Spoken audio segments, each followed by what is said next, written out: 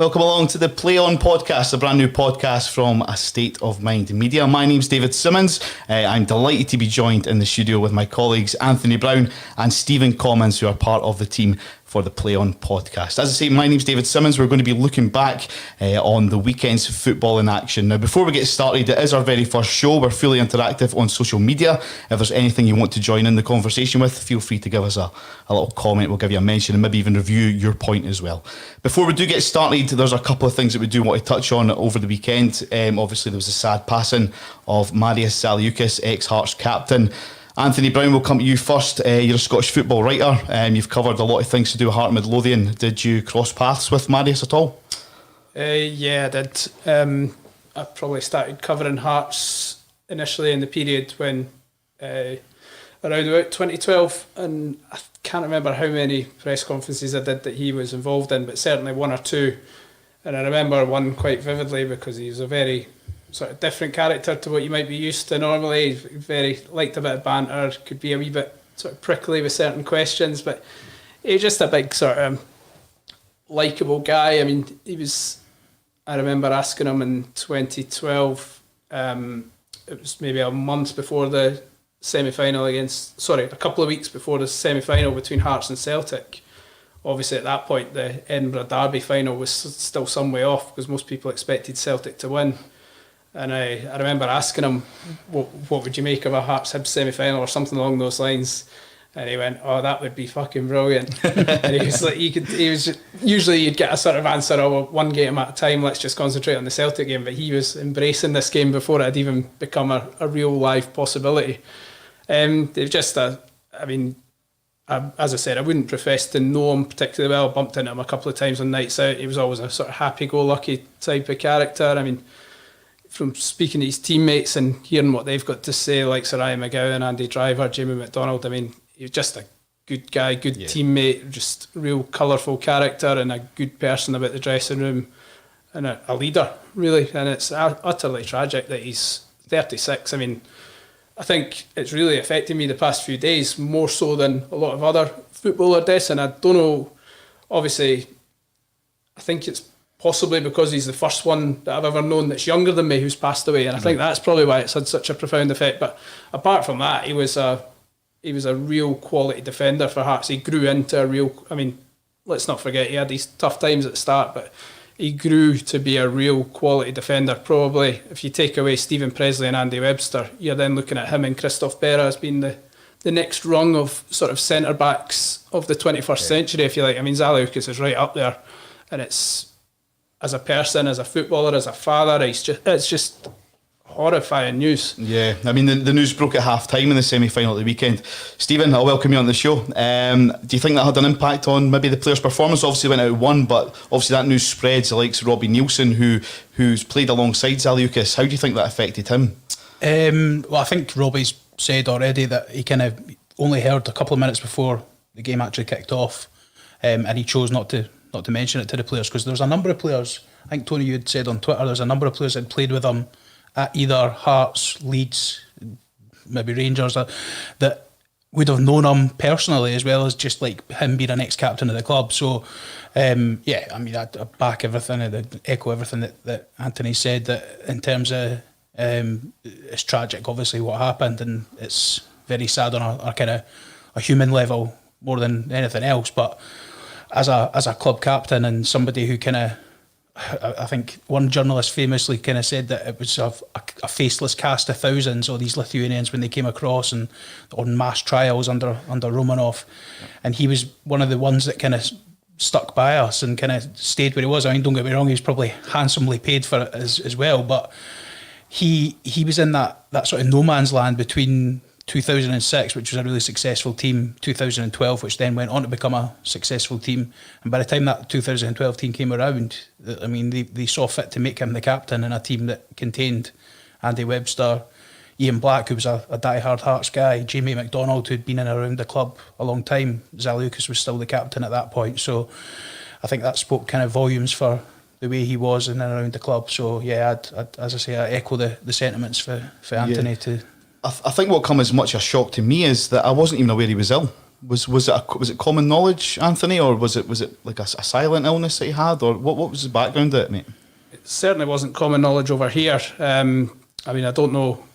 In Lithuania, it was maybe known a lot. I honestly don't know. Yeah. I mean, certainly you wouldn't like to speculate about how well known it was, but in terms of his teammates over here, I'm in a WhatsApp chat with some of them, and they didn't know. They found out at the same time as me when it got announced on the telly on Saturday night, and it's. I mean, I think that probably tells you that it was kept under wraps to a pretty large extent. And motor neuron disease, it's an utterly horrific illness, obviously, as we saw with what happened to Fernando Rickson, what's happened with Doddy Weir. Yeah. It seems to be happening to a lot of sports people, and it's 36. Horrible. I mean, I found out at half-time, I was just about to go on a podcast myself at half-time with young Aaron Fraser, a wee Hearts fan, to talk about my book, and just as I was about to go on, I saw somebody tweet the reports saying Marius Zaliukas has passed away. And at first you don't believe it. You're like, no, that can't be Surely it. not. And so I was thinking, do I go on? Like, we only had a minute or two to decide whether I went on. So the young guy was waiting for me to go on. So I went on air, and he had just got wind of it as well. And he's asking me about it. And I was like, well, I'm reluctant to talk about it at this stage because it's not been confirmed. Yeah. And then it got confirmed. It was just a horrible situation. And it completely overshadowed the second half and the last few days for me. I couldn't concentrate on the game, to be honest. I mean, the second half was all a bit of a blur. I remember the goals, I remember the key incidents, but I can't really feel the game, if you know what I mean. I couldn't tell you instinctively whether Hearts deserved to win, whether Hibs deserved to win, because my head was away. I was just caught up in emotion, mate. Yeah. I mean, as I said, I don't profess to know the guy to any level, but he's a guy that served Hearts for 6 years, captain of the club, won one of the biggest matches in their history, and is clearly loved by players, teammates, supporters, and management and what have you that worked with him. It's just a really, I mean, the fact it happened in a Hearts Hibs game at Hampden, which was his defining moment as a footballer, it's just that irony, isn't it? Yeah. Thanks to Fraser Ogilvie, our very first comment on the Play On podcast. Very sad news, passing of a Hearts hero. Yeah, we completely echo that, Fraser, as well. Thanks for your comments. If you do want to get in touch, please do post a comment. We'll give you a mention, and we'll discuss the comment that you post as well. Now, we will get to the action very shortly, because obviously that news must have affected teammates of Hearts, like you say, the Robbie Nielsen's, etc. He chose to keep that quiet. One thing that I wouldn't say it was common knowledge, but we were aware of it breaking, was the sad passing of Kevin Nisbet's dad earlier in the week, and he still came out and played in the semi, obviously. That must have been an extremely hard thing for him to do, Stephen, would you agree? Yeah, I mean, definitely. On a sort of personal level, yeah, I mean, obviously he's a professional football player. He's a guy who's kind of taken his step up.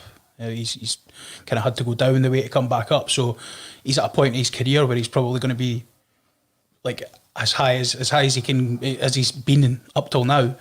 And then for something like that to happen in your personal life, I mean, from what I'd read earlier, I think his dad had been pretty unwell for quite a while, and they'd known that it was obviously terminal liver cancer. So that in itself is obviously something that you need to kind of get your head round. But then for him to, I think he'd said in his statement that he had to kind of rush away from training on the Tuesday. His dad then passed away on the Wednesday. So even if you look at it just from a football point of view, his preparation is in the run up to what was a big game would have been all over the place, and his head and his emotions probably the same. I think he'd said that Jack Ross and the Hibs management team had offered and said, listen, you can sit the game out, there's going to be no pressure from us for you to play, but he had promised his dad that he wanted to play in the game. So you can only take your hat off to the guy. As I say, a great talent, a good up and coming young player in Scottish football, somebody that probably Steve Clarke is looking at this moment in time as well, and you take your hat off to him for playing in the game. Unfortunately, he missed the penalty, which ultimately meant that Hearts won the game. But he'd said himself that wasn't anything to do with where his head was at. It's just his judgment wasn't great at the time. And no, that's so, understandable. Yeah, obviously full sympathy go to him. Hats off for coming out and playing. That's the main thing, isn't it? Superb. He promised his dad. He came out. He did it. Thanks to Ian McIntosh for the news. Terrible news about Marius. Glad Hearts got the win for him at the weekend. Let's discuss that. Hearts won 2-1 at Hampden, taking them through to the Scottish Cup final. What was your thoughts on the game? Because it was a game of, you hear the phrase, a game of two halves. It was more a game of two penalties. What was your thoughts on the game, Anthony? Well, as I said, a lot of my recollections of the game are clouded by obviously the sort of tragedy of Marius Zaliukas. But certainly it was a very tight game. I think most people expected it to be that way. I certainly expected it to be that way, and I always felt there was a good chance it could go extra time, possibly even penalties. For me, there's not a great deal between the teams on paper and player for player. I get that Hibs are a league above and they're in good form in the Premiership. But for me, those two teams on paper, they could play each other 10 times. They'd probably win 5 games each. So I don't think there's a great deal between them. Hibs maybe slightly more in terms of being a wee bit more secure at centre back. But on Saturday, I mean, Hibs probably shaded overall play, I would say. Probably more a victory for battle and spirit from Hearts rather than flamboyant football. I thought Hearts started well the first 15 minutes. I thought they had a real good period of play, and then Hibs obviously came on pretty strong for the rest of the first half and should have been ahead. Obviously Craig Gordon made that wonder save, and McGuinness had his shot charged down by Michael Smith. Second half, as I said, it's for me it's a bit of a blur. I just can't really analyse it properly, but certainly it seemed to be a very even game, and obviously Boyce had the big chance and Hibs had a couple of chances. Doidge's overhead kick, very sort of, I didn't really feel it was ever going to, I couldn't see either team running away with it at any point. It never felt like it was going to go that way. And I mean, had Nisbet scored the penalty, you could have said Hibs marginally deserved the win. Equally, Hearts winning it, you can't say it was a robbery or anything like that. It was a very tight game. Yeah, overall. Stephen, what's your opinion on the penalties? Because as I said, it was a game of two penalties. There was a chance of 3 very, very soft penalties in that game, don't you think? I don't think any of them were penalties, to be honest. Certainly the one just at the end of normal time, when they kind of had 2 bites at the cherry. I think it was a case of there was a bit of desperate defending from Halkett, but also I think Boyle the second time, and I don't even know who it was the first time, was just looking to throw himself down at any sort of touch. And I think having the 5th officials or whatever they're called behind the goals at that point was probably a massive, it was a positive point, because I think at that point Bobby Madden or whoever it was behind the goals was able to say, nah, no chance. But then if you roll forward to the ones, so you've got the one where Popescu pulls out at the challenge. You could argue that potentially his knee's grazed against Newell's knee, but I mean, anyone who's been involved with football will know that he was going down before the knee had come near him. So for me, that wasn't a penalty at all. But if you look at it from a certain angle, you can see Bobby Madden, who's behind the goals, going yes, yes, yes. So he's given that. So you got to give the referee, Willie Collum, a bit of kind of slack on that, because from the angle he's just seen Popescu put himself into that challenge, and the guy go down. So Bobby Madden's got a clear view of it. The Hearts penalty, again, for me, not a penalty either. But we were saying earlier that it's very reminiscent to the penalty that we got in the '98 Cup final when Stevie Fulton went down. So kind of the momentum's all going one way, and a slight nudge just kind of pushes them. So but for me, none of them were penalties at all. But no, you mentioned obviously you've got the officials, the 5th officials, that what they're called? What are they called? Behind the goals. The behind the goal refs, And obviously we had goal line technology in the semis this weekend. I think if we have VAR like they do have down south, those aren't penalties. Those are definitely not penalties. What's your opinion on VAR, Anthony? Sorry.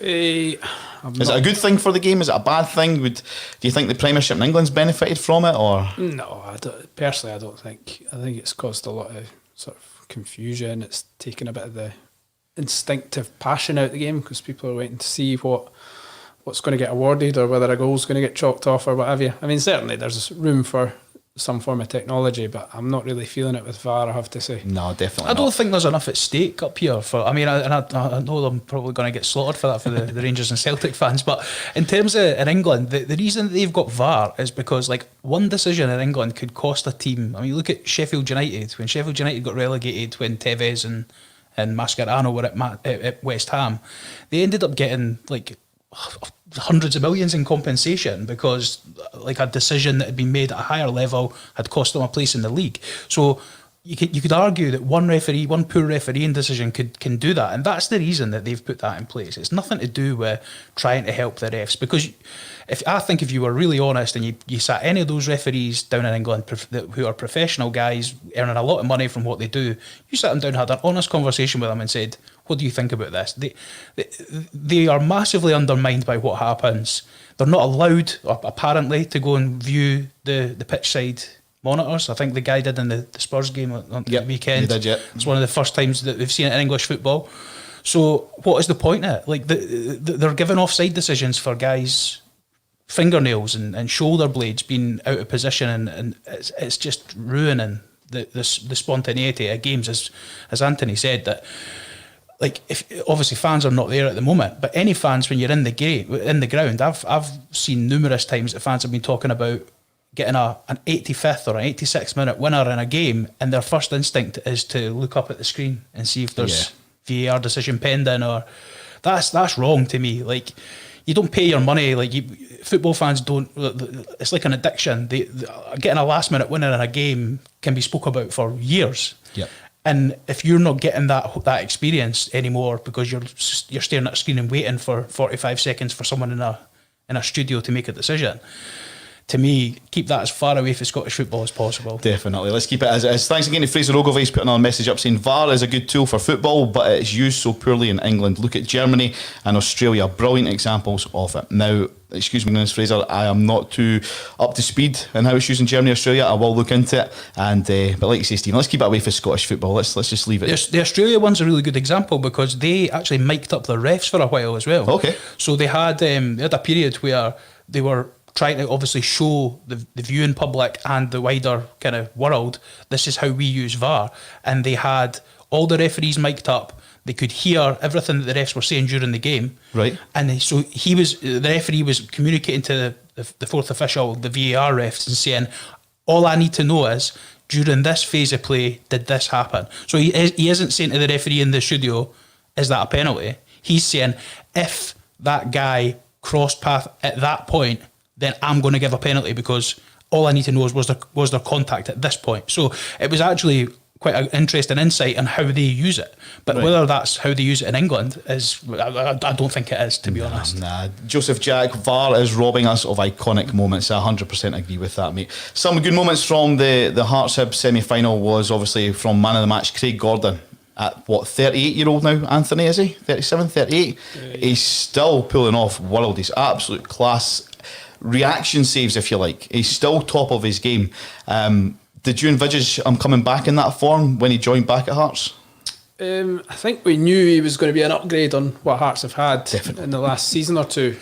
I think regardless of what form he was in, that was always going to be the case. But I think I would have been an upgrade on that.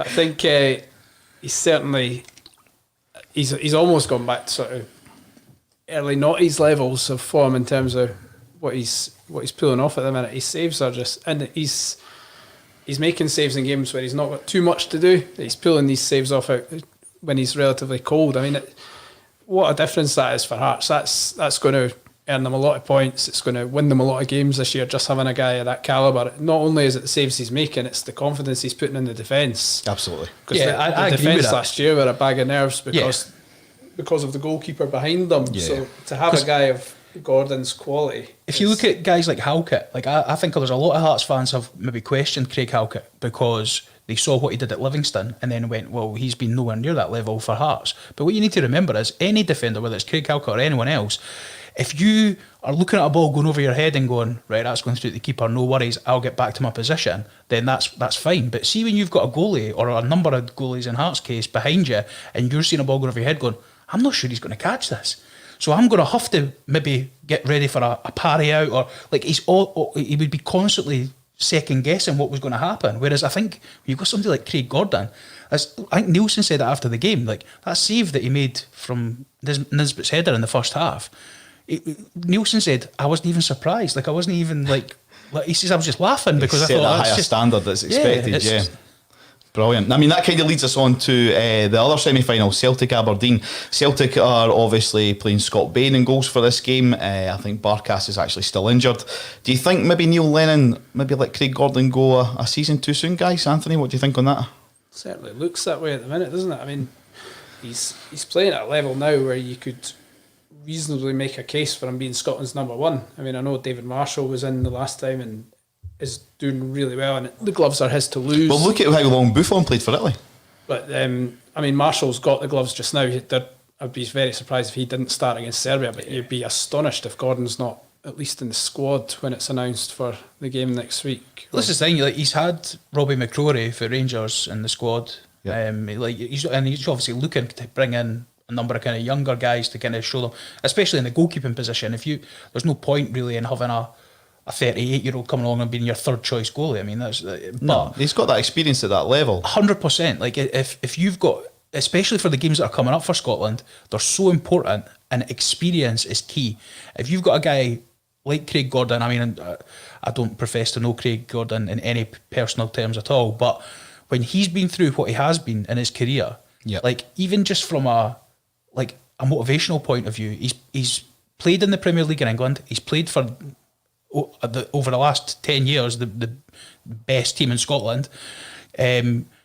He's obviously been successful at Hearts. So having somebody in and around the squad with that experience over a Robbie McCrory. So if you are going to, this is what I'm saying, your third choice goalie is never going to play.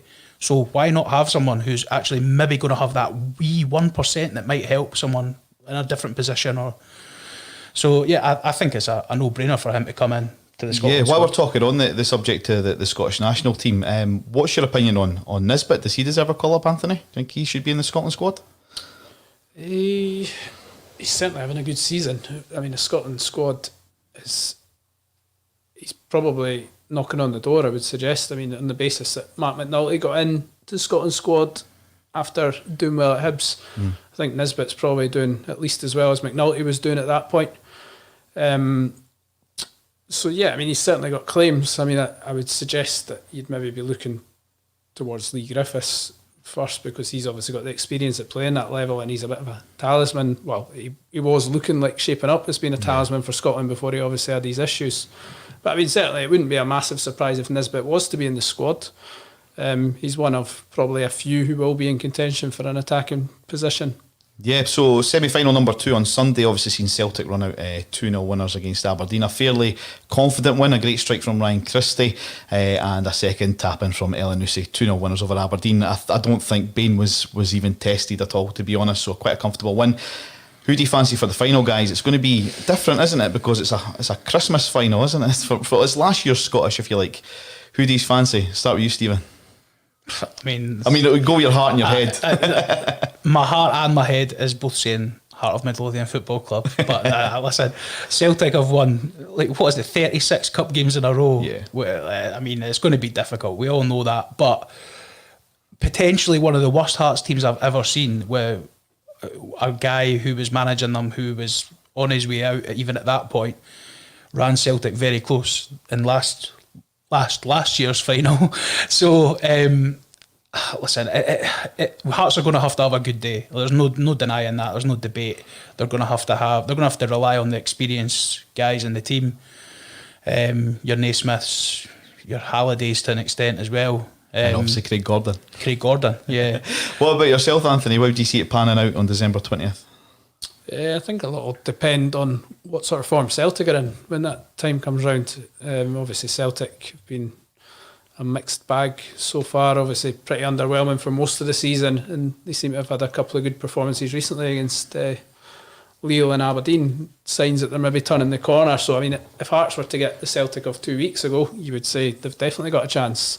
If they're to get the Celtic of yesterday, then it's going to be a whole different ballgame. But certainly, I mean, as Stephen says, Hearts, nobody really gave Hearts much chance in last year's Scottish Cup final, and they arguably should have won it. They were really strong, the better team for 75 minutes, and then a couple of mistakes from Zlamal and Berra ultimately let Celtic sort of get the victory. But Hearts have got a good team. That's the thing. I mean, people look and say they're a championship team. They're not a champ. They are championship in terms of the level they're playing at. But demoted, not relegated. Is that what we're going for? That's a top 4 Premiership team. I got ridiculed for suggesting that by some people on Twitter a few weeks ago. But Michael Smith would walk in any team in the league outside Rangers and Celtic. Yeah. Stephen Kingsley, any team in the league outside Rangers and Celtic. Stephen Naismith, if he's fully fit, walks into any team outside Rangers and Celtic. Liam Boyce, any team in the country outside Rangers and Celtic. You could go through that team. Halliday would still get in most teams out with Rangers and Celtic. The goalkeeper, obviously, the goalkeeper would probably get in any team in the country. I mean, that's 6 players I've reeled off there that would get in any team out with Rangers and Celtic. If Hearts turn up, they're capable of making a game of it. I'm not saying they would win the game, but they've certainly got a chance. Yeah, and I'm looking forward to it. And we were talking off air, obviously, before we went live, and we were saying about would Craig Gordon get both a winners and a losers medal because it's last year's Scottish. And you made a good point as well, Stephen, about Andy Halliday, didn't you? Yeah, I mean, Halliday actually got knocked out of the competition by Hearts and then could potentially win it with Hearts. I mean, I don't think that's ever been seen before. If there was a fact of 2020, that was definitely it. Yeah. So like we said, we're shaping up for a Christmas Scottish Cup final, Hearts versus Celtic on December 20th. Other games from the weekend, the Rangers beat Killie 1-0. Another penalty, Tavernier penalty. One thing that really stood out for me, and I've talked to many people about this, is the rugby park surface. Stephen, what's your opinion on it? I mean, you're giving a wee tut and a shake of the head already. It's not good at all. I don't personally agree with the 4G pitches at that level of football. I mean, I understand from Kilmarnock's point of view and Hamilton's point of view that it was probably a money-making scheme for them. They could hire it out to community organisations and boys' clubs and stuff like that and make a bit of money off it. But, I mean, come on, guys, we're a professional organisation. I know Scottish football, I mean, you can't have that a Rangers and a Celtic are going and performing so well in European competitions and beating teams like Galatasaray, can draw in with the team that's at the top of the French league, and then the following week have to go and play on a 4G pitch, which you would see at Pennycook Centre. You know what I mean? It's not a good pitch at all. But the Killie boys train on it every day. So again, that's a massive incentive for them to potentially keep it. So yeah, I mean, it's not the only one in the league. I'm right in saying that New Douglas Park, Hamilton and Livingston as well. Yeah. Have you got any views on these sort of surfaces, Anthony? Sorry, it's twice I called you that. I'm not a fan either. I mean, again, I understand why they're there, but for me, they're not suitable for top level football in a country like Scotland, where we've got a sort of proud football heritage. As I say, I do understand why they're there. They're financially, they help these clubs, but not for me. I don't think the sort of the optics are good when you're watching a game and you see a plastic pitch and you can tell it's a plastic pitch. I don't think that looks good. Nah, definitely not. Like I say, I can see the reasons behind it, but I mean, at the top level in our country, I kind of agree with you guys. It's maybe not ideal. A couple of unsung heroes I want to talk about from games at the weekend. Greenock Morton against Ayr United. Now, Greenock were 2-0 down against Ayr United with 82 minutes played. They scored in the 83rd, 85th and 88th minute to go and win 3-2. Brilliant. Superb. Also, another result I want to talk about is Cove Rangers. They beat Partick Thistle 1-0. Now, guys, if we cast our memories back maybe 3 seasons ago, where Partick Thistle were and where Cove Rangers were, surely that is a massive success story in Scottish football, Anthony. Would you agree? It is a success story, but I think it's probably more a reflection of Partick Thistle's slump than it is of anything else, because obviously Cove Rangers have got a good bit of money, they've done well to get to where they are, but Partick Thistle in League, I mean, in saying that, Partick Thistle shouldn't be in League One, or they certainly shouldn't have been demoted on the basis of where they were at the point we went in at lockdown with a game in hand. So I think it's obviously a bit of Partick's slump and a bit of Cove Rangers doing well. Yeah, and obviously the man in charge at Cove is Paul Hartley, Stephen, a good Hearts man. Is he the right man to lead that team forward through the leagues? I love Paul Hartley. He's one of my heroes as a player, but I'm still not convinced about him as a manager. I think he did pretty well at Dundee, but then he's...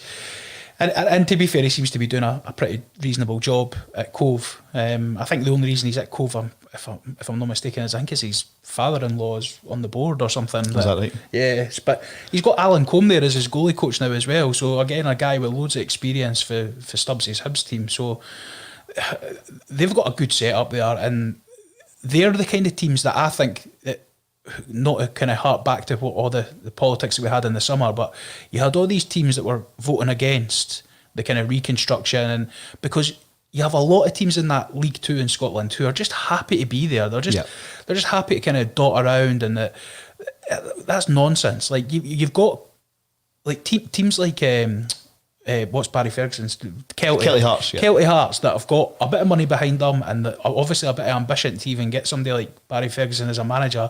They're signing guys for like Inverness and stuff like that. Like they've got a bit of ambition. Like get out their way. Either let them join or just go. Like.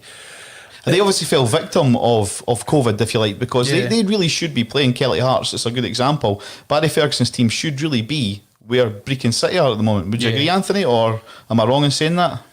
You could argue they could. I guess it would depend on how the playoff went. If Brecon, exactly, but they never even got that far. Yeah, they should have got the chance in some way. They should have been given a chance to at least play a playoff of some kind. Well, the thing is, Brecon have not won a game, I think, since December last year. Like they haven't won a competitive match, so like they were absolutely in freefall. And I know it's an easy thing to say, conspiracy theories, get the tinfoil hat on, but Ken Ferguson, who's their chairman, is on the board of directors for the SFA. So like one of the main guys who was making the decisions when it came to restructuring the league and kind of what information was getting put out to teams for the vote. So, I mean, as much as people will say it's an organisation now that it's flawed, it's massively flawed, Scottish football. They need to kind of get back to, not get back to the old Jim Farry Blazer days, but get back to having someone who knows what they're doing running the game and making this. The fact that Neil Doncaster is having to go to the clubs to ask permission for them to then make decisions on what they do if COVID hits again and everyone goes into lockdown. That, to me, sums up everything you need to know about Scottish football. Yeah. I mean, we had the perfect chance for a reconstruction. I did a podcast on my other show with James McDonough, who's the Edinburgh City manager, who made a great point that in his division with Edinburgh City, the bus companies are making more money than the football clubs. Yeah. He would travel down to Stranraer, up to Elgin City. We had the perfect chance for a reconstruction to localise it, give Kelty Hearts, Brora Rangers a chance to come up a level, if you like, and completely restructure it. We had the chance, we never took it. Like you say, that kind of sums up Scottish football. Do any of you guys have a view on that? Should that have maybe been done when we had the chance, or is it best just leaving it as it is? I like the 12-team Premiership. I'm probably in the minority in that. So in terms of reconstructing for the sake of it, I would have said no, stick with what you've got. And certainly in terms of the top flight, I'm not saying that we couldn't regionalise the lower leagues, but I like the 12-team top flight with the split towards the end of the season, the top six and all that. I think it's quite unique, and I quite like the quirkiness. I always think you get good fixtures at the end of the season because you've got the top six, the best six, if you like, all playing against each other. And then you tend to get the relegation dogfight in the bottom six. And I think that adds real drama, assuming there is still plenty to play for at that point. But in terms of this summer, I mean, given what happened to Stranraer, Partick and Hearts, there definitely was a strong case for reconstruction just to try and do the right thing by these clubs, if you like. Yeah, absolutely. I think I mentioned it earlier, the phrase demoted rather than relegated, because there was obviously still things to go. But hey, that might just be an excuse for certain clubs. We'll move on and we'll have a look at some of the fixtures coming up in the week and the weekend to follow. But before we go any further, Celtic and Rangers. Celtic have maybe hit a little speed bump in the journey of the season. What are you guys seeing at this early stage? The first ever podcast that we've done as a team. We'll put on the record now.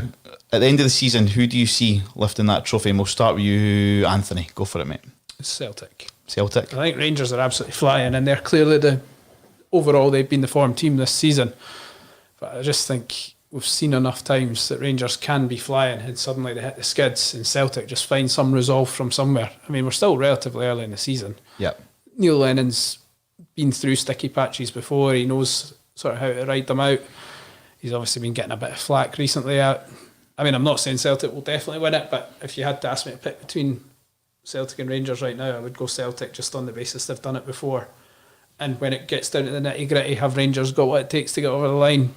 They're unproven in that regard. I'm not saying they won't do it, but we've seen from Celtic that they can do it. Perfect. So, Stephen, I give you a £10 to put a free bet on. Who are you putting it on to win the league? I'll go Rangers because you'll probably get more money. To be honest, like I agree with pretty much everything Anthony's just said. But I would probably, just to be controversial, go for Rangers. What Anthony said is bang on. Celtic have been over the coast before. They've got guys who kind of know how to drag that extra 5-10% out of yourselves when you really need it.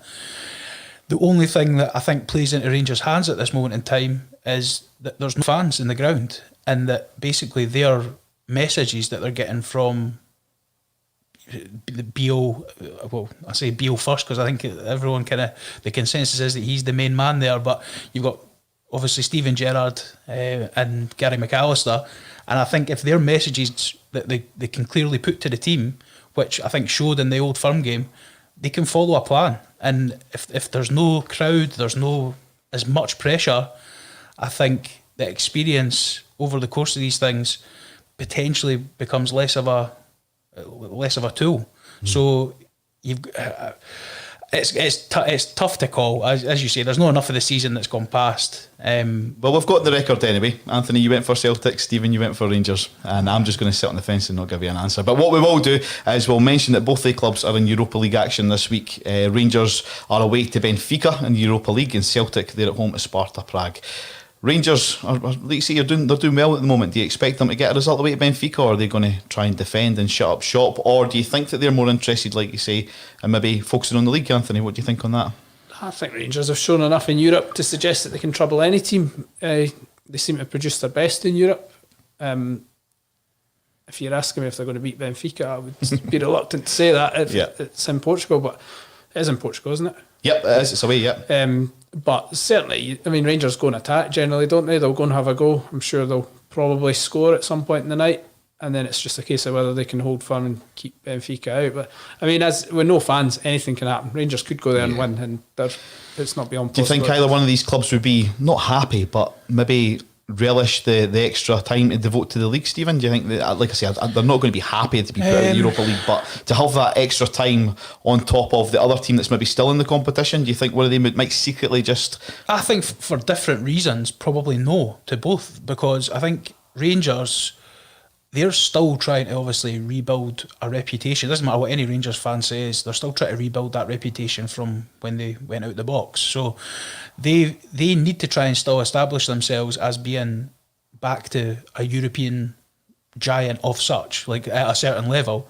Whereas I think Celtic, they've just got Celtic have got that history, they've got that past. Like they've won the European Cup. You know what I mean? Like they can't just dismiss for 10 in a row. I know it's important and all that, but what happens after 10 in a row? That's the question I would always ask every Celtic fan. Like, where do you go after that? If you're happy just to put all your eggs in one basket and go for 10 in a row, whether you achieve that or not, you're always going to have a season after that finishes. So what are you going to do if you abandon your morals and where you've built your club, which Celtic always pride themselves on being a European club, then where do you stand on that? Like, you can't just abandon what you think about, like how your club is viewed by everyone across the world. So for different reasons, I would say that European football is probably important to both, but it might get to a point where after Christmas, prioritise. Yeah, they might go, right, listen, we've done all right, we've not made a fool of ourselves, we've made it to the last 32, whatever.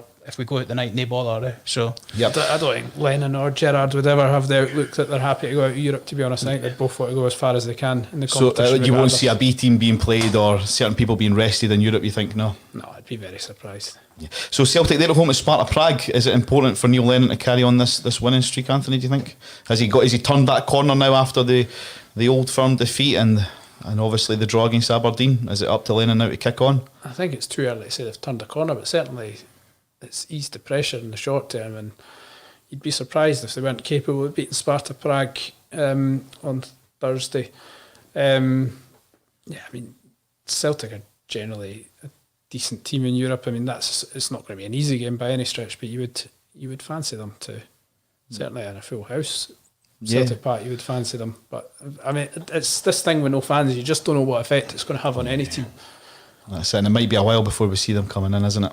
Unfortunately. So having a look at the Scottish games, it's actually all being played on a Friday night. So you've got Aberdeen versus Hibs at Pittodrie. Who do you fancy for that one, Stephen? At Pittodrie, I'm going to say Aberdeen. They beat them at Easter Road earlier in the season. Hibs, obviously both teams are just off the back of disappointing semi-final results, but Yeah. I don't think Aberdeen were. I think if you spoke to any Aberdeen fan, they would probably be thinking, we're probably going to get scudded by Celtic, whereas I think most Hibs fans would have, deep down, would have been pretty confident about beating Hearts, whether that was rightly or wrongly. They would have looked at this as an opportunity to kind of put a few demons to bed, and they obviously didn't do that. So it's how both of those managers can kind of get the best out of their team and kind of turn these things around. And I think Derek McInnes has got a proven track record of just getting the best out of that group. So yeah, I fancy both them. teams looking to bounce back, like you say, after an exit of the It's a real Scottish Cup. test for Hibs because Yep. they are, as much as they've been having a great season so far, losing the derby just changes everything in terms of the vibe. Straight away, Jack Ross goes from really good manager to suddenly you've got a few noisy sort of critics, if you like. Well, this is the thing, even the results like the 1-0 win against Ross County and stuff, folk will then now start looking back on that and going, oh, well, actually, that wasn't a very good performance. And like if you add that to the Hearts game, and yeah, it completely changes the vibe, as you say. And yeah, it is a massive game for both teams, really, because Aberdeen really want to, they've got a very, very strong team, and no doubt about it, they've pushed that budget out like this season again. So they really need to kind of cement themselves as being in third place. And I think if they beat Hibs on Friday, that goes a long way to doing that. Yeah, I think that's probably the fixture that stands out from Friday. The other fixtures you've got is Ross County versus Livingston, St Johnstone against Killie, and St Mirren are at home to Dundee United. On the Saturday, the big game in that league is Hearts versus Inverness Caledonian Thistle. John Robertson brings his men down to Tynecastle, a return from them. How do you see that one shaping up, Anthony Brown? Well, Hearts will be the favourites, obviously, as the sort of, well, they're the title favourites. They're at home and they're coming off a really big result. I mean, the big test will be, can Hearts rouse themselves again? They've gone and won this game against the odds, so to speak, against Hibs, and then now they're back at Tynecastle again, no fans, but that didn't do them any harm against Dundee. Put in a really good performance there, but that was the first night of the season. It was under the lights and what have you. This will be a different type of test because it's going to be during the day. It's not going to have the same hype as last Saturday's match or even the Dundee game a couple of weeks ago. Robbo always brings his team to attack, so they'll be dangerous on the counter. Inverness, they'll certainly be capable of scoring goals. But I mean, this Hearts team looks pretty strong. I would fancy them to win. Whether they win convincingly, I'm not so sure, but I certainly think they've got enough about them to obviously maintain their 100% record in the league. Perfect. Thanks for everybody that's been interacting on the show. A lot of the comments aren't broadcastable, if you like, and if you do come with some decent suggestions, we'll put it to the guys and we'll have a wee chat about it. So, in case you don't know, Anthony Brown, he's a Scottish football writer, and he's wrote a book about Hearts' famous 1998, reminiscing with legends on the famous 1998 Scottish Cup win. Now, you were at Tynecastle today, you told us off there, and you were mentioning to us about the tributes that have already been laid for Zaliukas. Sorry. Excuse me, Zaliukas. Your book is going to be available at the Hearts Club store, isn't it, Anthony? It is, yeah. Dropped some off today, so they're going in later this week. They'll be available in the club shop. So that was a really good thing to sort of materialise, if you like. The book's officially launched this Wednesday, although it's been on pre-order for a few months, and quite a lot of people have already got their hands on the book because the first batch of pre-orders from August and September went out at the tail end of last week. But yeah, it's been a really enjoyable period for me personally. I mean, obviously the writing the book was enjoyable but also pretty grueling, and it was obviously during lockdown there was a lot of sort of up and downs, if you like, and then but since I've finished it, since I've got the hard copy in my hand, and just the last few weeks of sort of promoting it and just engaging with people about it and getting it to the players and to Jim Jeffries and what have you, it's been really good fun, really enjoyable. So, were you surprised at how sort of generous a lot of the guys were with their time and like obviously openness and things like that? Did that surprise you, or did you know enough of them kind of pre-writing it that? A bit of both. I knew some of the guys would be no problem. Obviously, Lockie, Gilles Rousset, these are guys I've dealt with before, and obviously lovely guys, really helpful. Love Hearts and what have you, but I hadn't spoken to all of them, so I didn't know. To be honest, when I first started, I wasn't expecting to get them all. I thought I'd maybe get 3/4 of the team perhaps. So if you told me back in April or whatever that I would have had all 11 that started plus Gary Locke, plus Jim Jeffries, plus Jim Hamilton, who came off the bench, and all the guys around the sides to contribute to the book, I would have been absolutely delighted. So in that regard, it's been brilliant in terms of getting the whole team together, because for those that don't know, I was a Hearts supporter as a boy, and probably that was my last season of watching them regularly. The 1997-98 season is going week in, week out, home and away, and then I started to sort of pursue a career in journalism after that. So I would only watch Hearts sporadically, and then obviously I went into covering Hearts in a professional capacity. So the 97-98 team, if you'd said to me on that day when Hearts won the Cup, you'll write a book and it'll feature all these guys that have won the Cup, I would have just laughed at you. I mean, that's the bit that over the last few days I've really been quite sort of proud about, and the fact that I've got pictures with these guys with my book and they're telling me it looks great and looking forward to reading it. I mean, that's superb. I don't think anything I'll do professionally will eclipse that. Nah, that's superb, Tony. And like I say, it's available at the Hearts Club store. It's getting near that time of year. It's coming up to Christmas. It'd be a great stocking filler for any Hearts fan. Where else can we purchase it if we can't make it to the Hearts Club store? You can buy it online off the website. It's legends98.bigcartel.com, and you can purchase in hardback or paperback form. Perfect. I've just been flicking through some of the comments. Thanks to Joseph. He's commented, "Call me mad, but I think Scotland have a real good chance against Serbia." Great point, Joseph. We started there, Stephen. Hold on, I saw the Serbia squad announced this morning, and every one of them is like playing at the top level in Spain or Germany or Italy. I don't hold much hope. So you would call him mad? You would call Sorry, Joseph. Nah, but I mean, hey, it's 11 versus 11. You never know. It's a one-off game. Do you fancy your chances, Anthony? I would be stretching it to say I think we'll win, but I certainly feel marginally more confident about playing Serbia than I would about playing Norway and Haaland, because of the superstar factor of Haaland. I'm not saying Serbia don't have stars, but I always feel when Scotland come up against a team with a superstar, the superstar always turns up. Gareth Bale with Wales, for example, and I just think it would be a situation where Haaland would be destined to sort of steal the headlines had it been Norway. I think with Serbia, they're still massive favourites, but you never know if Scotland go there and stifle them and can pull off a result like when McFadden scored in Paris. I mean, it's going to take an almighty performance to do it, but with no fans in the ground, again. I was just going to go and say that without the Tartan Army, I mean, that's like a 12th man, isn't it? But equally, it's a 12th man for Serbia as well. In Belgrade, the Tartan Army wouldn't have had a chance to say a word, because you wouldn't see them through the smoke. I think it's probably a huge positive for Scotland that there's no fans rather than a negative for this game, because I mean, they can be very intimidating and scary places to go. So again, thanks for all the comments that's coming in. Thanks to Sean Ross. Good show, boys. Is this going to be a regular slot? Enjoying the content. Cheers. No, thank you, Sean. That's a nice comment. Do appreciate it. Yeah, we're going to be doing this every Monday from 7 o'clock till 8. Like we say, we're called the Play On Podcast. We're playing on from the weekend's action. If you like, we'll discuss some of the key points, some of the games, and we'll look ahead to the week's action coming as well. So every Monday night from 7 o'clock until around about 8, depending on how we're chatting. If it's going well, we'll keep it going a wee bit after 8. Why not? So a couple other things just to quickly talk on. You mentioned, Anthony, about Gareth Bale and his performances for Wales. He's obviously made the transition from Real Madrid back to Spurs. Is that a good move for him, do you think? Yeah, I think so. I think some players are just have a bond and affiliation with it. I mean, you look at Rudy Scatchell, I know it's a totally different scenario, but some players are much just better than perfectly Bale. suited to certain clubs, and Bale's obviously had a difficult time at Madrid in terms of all the friction with the management and what have you, and this is as good a place as any for him, I suppose, to go and try and rediscover his mojo, if you like. Mm-hmm. And he got in the score sheet this week as well, so well done, Gareth Bale.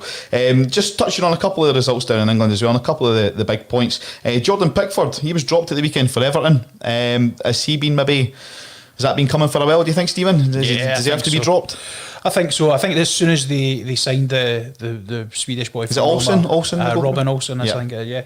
But as soon as they signed him on deadline day, the writing was on the wall for Pickford, I think, because up until that point, he just consistently makes errors. Like, I know that I'm maybe a bit old school and stuff, but like modern day goalkeepers scare me, because a lot of the time the emphasis is on can they kick the ball, what's their distribution like. I'm not being funny, mate. Your first job is to keep the ball at the net, and Jordan Pickford was increasingly becoming worse and worse at that. So as much as he can kick the ball well, and he looks good with the ball at his feet. I think with his hands, and I think that Liverpool game where he obviously injured Van Dijk. Yeah, that was. I think that was maybe the final straw for Ancelotti. I think he's just his rashness and kind of rush of blood to the head, nature of kind of what he does, especially given the fact that Everton are looking really good in other areas of the park. So if they can kind of get that side sorted out. But then saying that, they got beat. So they got beat at the weekend. So yeah. That's it. Well, I mean, Newcastle maybe turned a bit of a corner. I mean, they've made a couple of good signings. I mean, boy Wilson, I mean, I think he scored 2. But yeah, I mean, another talking point from the English Premiership is Man United getting beat again, 1-0 from Arsenal. Ole Gunnar Solskjaer, is he the right man to lead Manchester United forward, do you think, Anthony? Or was that a rash decision appointing him, do you think? Well, Man United have been in a malaise since Ferguson left, so I'm reluctant to put too much of the blame for that. Any manager's door. I mean, Mourinho's been in there, Van Gaal's been in there, Moyes has been in there, Solskjaer's gone in there and had his moments. He's had good moments, he's had some terrible moments. I'd be reluctant to say it's all his fault, because obviously it seems like there's a real sort of difficulty in terms of Ed Woodward's situation. He doesn't seem very good to work with from a manager's perspective, so I mean, I dare say they will change the manager soon enough, because the manager always carries the can, but whether that will elevate them to being a top level club again, I don't know. Yeah. Looking ahead to some fixtures on Sunday, we see the return of Celtic and Rangers. Celtic are away to Fir Park to play Motherwell, and Rangers are at home against Hamilton. Would you imagine a win for Celtic, a win for Rangers, or Motherwell? They're looking not too bad. Stephen, what do you think? Can Motherwell cause an upset against Neil Lennon? Or No. No, simple as that. I think it's 3 points. I think Motherwell have turned a corner. They had a really bad start to the season. Because Tony Watts hit a bit of form, I think. You seen him scored? Yeah, I think they tried like 4 different strikers before they sort of came up on Tony Watt, and I'm not sure who else is actually playing off him, but I think it took a while. But the thing I quite like about Stevie Robinson is he's never backwards about going forwards in terms of if something's not working, he'll just rip it up and try something else. Yep. He's not one of these managers who picks a system and just sticks with it rigidly. He's quite happy to like leave out big players and kind of move people around, and so I don't think Motherwell. I think Motherwell will be 5th or 6th in the league again, but yeah, I would expect. I mean, it's a massive story if Rangers lose to you say Hamilton who were playing. Yeah, Motherwell, Celtic, Rangers are at home to Hamilton. Yes. It's good to see Tony Watt doing well. He's just a really likeable guy away from the football. I remember when he signed for Hearts in 2016, I think it was, under Nielsen, and there's always this baggage with Tony Watt that he's a bad egg and what have you. And I'm very much a sort of take him as you find him sort of person. And Tony Watt sat down next to us at the press conference, and you're expecting this real arrogant little cocky boy to come through, and he just couldn't be nicer. Real pleasant guy, really endearing guy. And I think people are now starting to see the way he is on social media that he's actually a genuinely good guy, and he's not this sort of headbanger that he was portrayed as just because he scored a goal against Barcelona and didn't quite kick on as people are right. doing. He always had a good rapport though with fans and stuff wherever he went. Like I think the Charlton fans still really like him, and like everywhere he's kind of been. But he still had a reputation. 100%, He had this reputation of being bad news. I mean, I think I'm not even sure Craig Levein was totally convinced by him. But to be honest, he's just, you can see that he's just a decent guy. He's maybe made some daft decisions at times, but he's not a bad egg. It's good to see him sort of hitting a bit of form now. Yeah, definitely. Thanks to Fraser Smith for the comment. The job is far too big for Ole. Pochettino should be the man in charge at Man United. Would you guys agree with that? Pochettino, could he make a difference at United?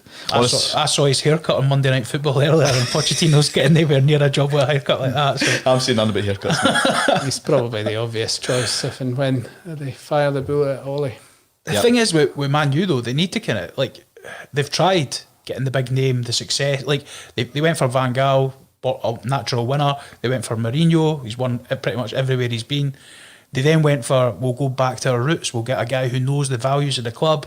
That's all very well and good, but unless you've got a tactical side of things to go along with that, like I think if you had Ole or somebody similar to him as maybe a figurehead, and then I think he's got Carrick and somebody else, a young guy underneath him in the coaching capacity.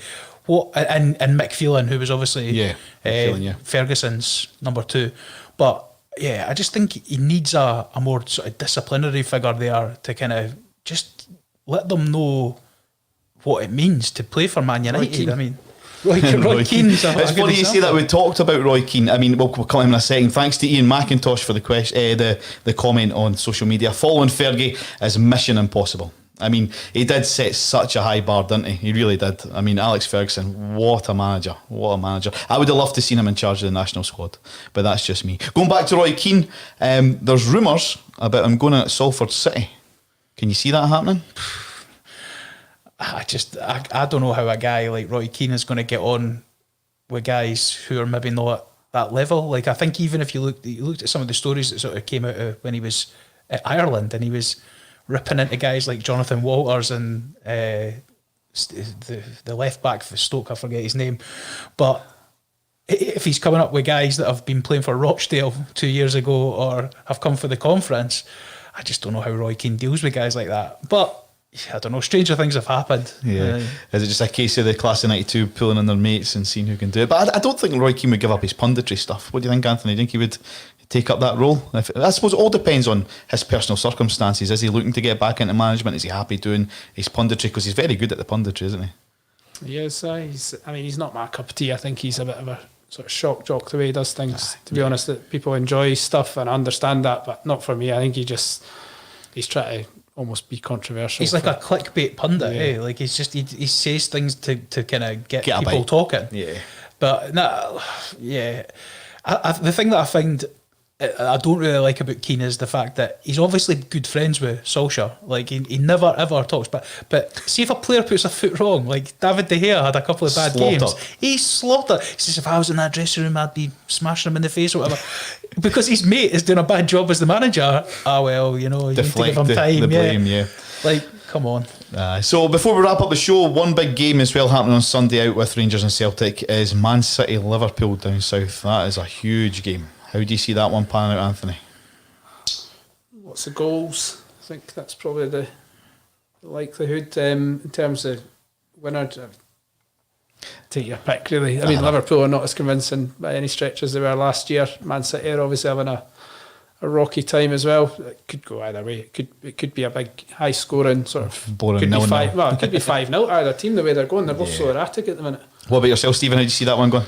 Again, it's tough to call. I mean, Liverpool are still Liverpool for last season. I know Van Dijk's not there anymore, but they brought in the boy Nathaniel Phillips, who is supposedly a young lad, but I looked him up. He's 23. Oh. Like at 23, you should have played 250. You should have played 250 games for a club or something. Like, how is a guy at 23 making his debut for Liverpool, having played like 9 competitive games somewhere else? Like, but he looked good. He looked really good when he came in. So, I mean, if they can get some sort of partnership between whoever's going to go in, whether it's Matip or Joe Gomez or whoever, if they can get some sort of partnership there, the Liverpool defence, as much as Virgil van Dijk was lauded, it's literally just a base for their front three. So they have that.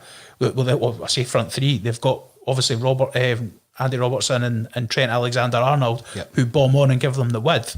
But then the rest of the team is basically designed to allow them in the front three to go and express themselves.